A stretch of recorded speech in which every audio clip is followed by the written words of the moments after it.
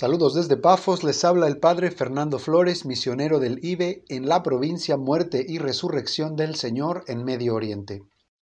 Quinto domingo de Pascua, tomamos del Evangelio según San Juan. Jesús dijo a sus discípulos: No se inquieten, crean en Dios y crean también en mí. En la casa de mi Padre hay muchas habitaciones. Si no fuera así, se lo habría dicho a ustedes. Yo voy a prepararles un lugar. Y cuando haya ido y les haya preparado un lugar, volveré otra vez para llevarlos conmigo, a fin de que donde yo esté, estén también ustedes. Ya conocen el camino del lugar a donde voy. Tomás le dijo: Señor, no sabemos a dónde vas. ¿Cómo vamos a conocer el camino? Jesús le respondió: Yo soy el camino, la verdad y la vida. Nadie va al Padre sino por mí. Si ustedes me conocen, conocerán también a mi Padre. Ya desde ahora lo conocen y lo han visto. Felipe le dijo: Señor, muéstranos al Padre y eso nos basta. Jesús le respondió: Felipe, hace tanto tiempo que estoy con ustedes y todavía no me conocen. El que me ha visto al Padre. ¿Cómo dices, muéstranos al Padre? ¿No crees que yo estoy en el Padre y que el Padre está en mí? Las palabras que digo no son mías. El Padre que habita en mí es el que hace las obras. Créanme, yo estoy en el Padre y el Padre está en mí. Créanlo, al menos por las obras. Les aseguro que el que cree en mí hará también las obras que yo hago, y aún mayores, porque yo me voy al Padre. En el Evangelio de hoy nuestro Señor pronuncia una de sus frases más famosas: Yo soy el camino, la verdad y la vida. 3 nombres que nuestro Señor se aplica a sí mismo. Veamos pues. Cristo es el camino. Consideremos aquí 3 puntos. Primero, todos hemos escuchado aquella máxima relativista que dice que todas las religiones son lo mismo. Si todas las religiones de verdad fueran lo mismo, entonces todas serían falsas, pues basta comparar los principios básicos de cualquiera de estas religiones con otra para darse cuenta de que todas enseñan cosas completamente opuestas. Por ejemplo, para el que quiera hacer apologética, es decir, defender el catolicismo, lo primero que podemos considerar es lo que la Iglesia celebra durante el tiempo de Pascua. Por 7 semanas, nuestra liturgia gira alrededor de un evento único, no solo entre las religiones, sino en la historia de la humanidad: la resurrección de un hombre por su propio poder. Los judíos persiguieron a los apóstoles por hablar así, y los griegos de Atenas se burlaron del mismo San Pablo cuando éste les mencionó el tema. Sin embargo, la Iglesia Católica lleva 2000 años enseñando que Jesús, verdadero Dios y verdadero hombre, muerto en la cruz por nuestros pecados, venció a la muerte y vive y reina eternamente. Segundo, si la resurrección de Cristo fuera poco, también tenemos sus palabras. Por ejemplo, el domingo pasado lo escuchamos decir que Él es la puerta de salvación, y hoy nos dice que Él es el camino. Por 3 años, San Pedro escuchó a nuestro Señor hablar así. Por eso más tarde dijo a los líderes judíos: No existe bajo el cielo otro nombre dado a los hombres por el cual podamos alcanzar la salvación. Hechos 4:12. Cristo no es una de las puertas ni uno de los caminos, sino la puerta y el camino de la salvación. Y dicho sea de paso, ¿sabían ustedes que ya antes de llamarnos cristianos nos llamaban el camino? Esto no es ninguna coincidencia. De hecho, en el párrafo 846 del Catecismo de la Iglesia Católica leemos: Fuera de la Iglesia no hay salvación. Esta frase es muy controversial para el hombre moderno. Sigue diciendo el Catecismo: ¿Cómo entender esta afirmación tantas veces repetida por los padres de la Iglesia? Formulada de modo positivo, significa que toda salvación viene de Cristo cabeza por medio de la Iglesia, que es su cuerpo. Y hablando de caminos y de puertas, continúa el Catecismo citándonos la encíclica Lumen Gentium. El Santo Sínodo, basado en la Sagrada Escritura y en la tradición, enseña que esta iglesia peregrina es necesaria para la salvación. Cristo, en efecto, es el único mediador y camino de salvación que se nos hace presente en su cuerpo, en la iglesia. Él, al inculcar con palabras bien explícitas la necesidad de la fe y del bautismo, confirmó al mismo tiempo la necesidad de la Iglesia, en la que entran los hombres por el bautismo como por una puerta. Hasta aquí el catecismo.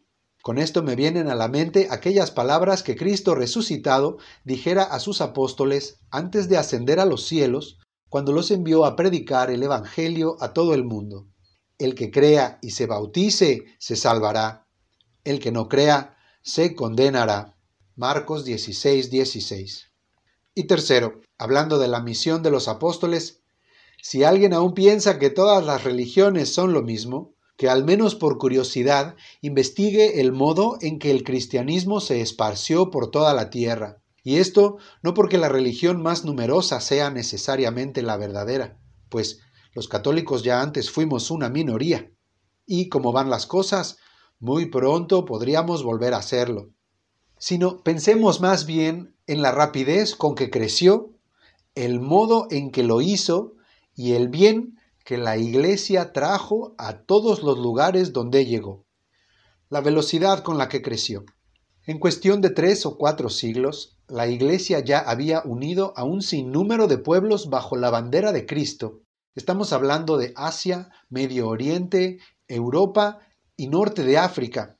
Ni siquiera los líderes más poderosos de la historia se hubieran atrevido a soñar hacer algo así. Ahora, el modo en que se expandió. Hay que preguntarse, ¿cómo fue posible que los cristianos nos multiplicáramos de tal manera bajo tantas persecuciones? Y aparte predicando un mensaje como el de la muerte y resurrección de un judío, o la práctica del perdón, la pobreza, la humildad, la castidad, el sacrificio, el sufrimiento, etc. Cosas tan contrarias a nuestra naturaleza herida. Y el bien que el cristianismo ha hecho a la humanidad. Aún con tanto sentimiento anticatólico con que nos quieren presentar la historia, no es tan difícil darse cuenta de que en los últimos 20 siglos, el común denominador que hay entre todos los pueblos que alcanzaron cierto nivel de prosperidad económica y nivel cultural es precisamente la práctica de las enseñanzas de Cristo. ¿Y qué decir de tantos lugares en donde solo la Iglesia pudo convertir verdaderos salvajes en gente civilizada? Luego, Cristo la verdad. Consideremos aquí también 3 puntos. Primero, muchos viven en pecado engañados por el demonio que les hace pensar que son libres. Una gran mentira. Recordemos que uno de sus nombres es precisamente el padre de la mentira, que sabe bien cómo engañarnos y encadenarnos para arrastrarnos hacia la perdición. Nosotros, los discípulos de Cristo, sabemos lo importante que es vivir en la verdad. ¿Y de qué modo se logra esto? De hecho, unos versículos más adelante Jesús dirá, si me aman, seguirán mis mandamientos. Por eso, en otro lugar nuestro Señor dice, si ustedes permanecen fieles a mi palabra, serán verdaderamente mis discípulos, conocerán la verdad, y la verdad los hará libres. Todo el que peca es esclavo del pecado. Juan 8.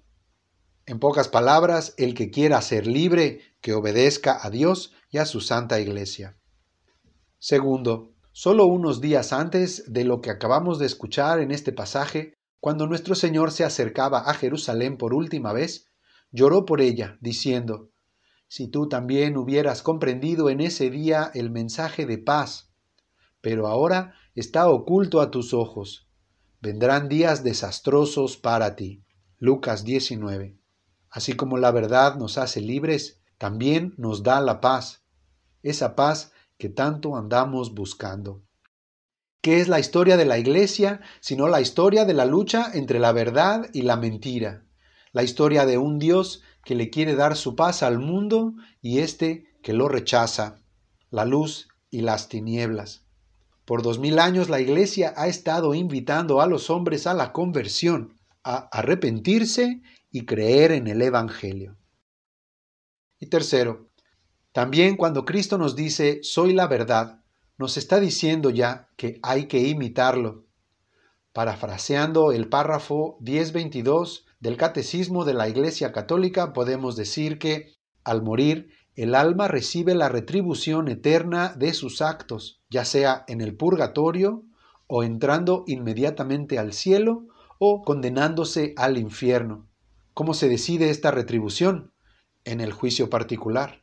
¿Y cuál será la medida usada en este juicio? La vida de Cristo. Al morir, nuestras vidas serán comparadas con la de Él, porque solo Él es la verdad. Y Cristo la vida.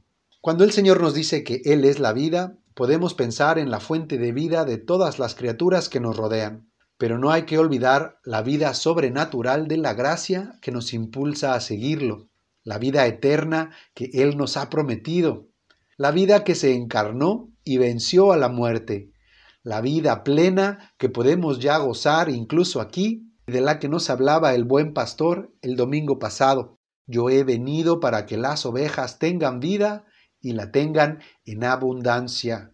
Juan 10. De hecho, a la condena se le llama muerte eterna, pues más que las llamas, en el infierno lo que duele es el estar separados de Dios. San Juan, en el libro del Apocalipsis, llama a esta separación la segunda muerte, pues más dolorosa que la muerte del cuerpo es la muerte del alma que ha rechazado a Dios, que es su sumo bien. Por eso vemos que ya en esta vida muchos comienzan a experimentar el infierno aún rodeados de placeres, pues le han dado la espalda a Cristo. Qué gran contraste con el testimonio de tantos mártires que en medio de sus tormentos parecieran ya estar gozando de la presencia de Dios. Quisiera terminar citando a San Juan Pablo II en la encíclica Veritatis Splendor.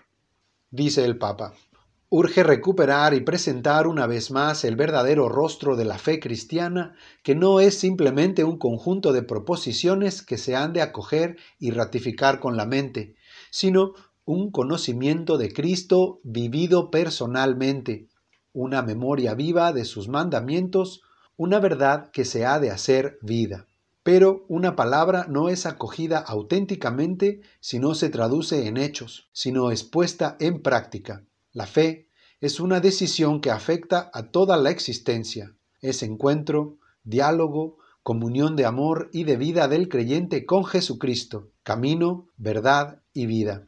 Implica un acto de confianza y abandono en Cristo, y nos ayuda a vivir como Él vivió, o sea, en el mayor amor a Dios y a los hermanos. Nos encomendamos a María Santísima para poder seguir siempre a su Hijo Jesucristo, el camino, la verdad y la vida. Amén.